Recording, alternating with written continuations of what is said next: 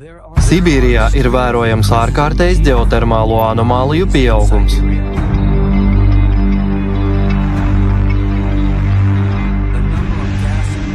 Ziemeļu reģionos pieaug gāzu izmešu krāteru skaits.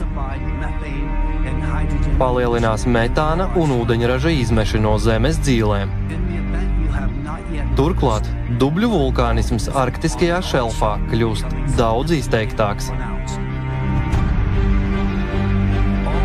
Visi šie fakti viennozīmīgi norāda, ka pašreizējā Sibīrijas dinamiskā sasilšana, kas notiek 2–3 reizes ātrāk nekā pārējā pasaulē, ir saistīta pirmkārt ar endogēnā siltuma, kas nāk no planētas dzīlēm, pieaugumu.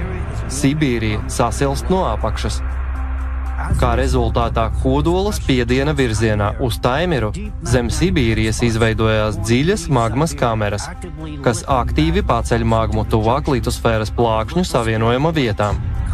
Kā sekas tam zem Sibīrijas mantijas augšējos slāņos uzkrājas siltums, un magma kausē plāno litosfēras garozu. Būtībā litosfēras kušanas ātrums palielinās no temperatūras paaugstināšanās un pašas magmas plūstamības.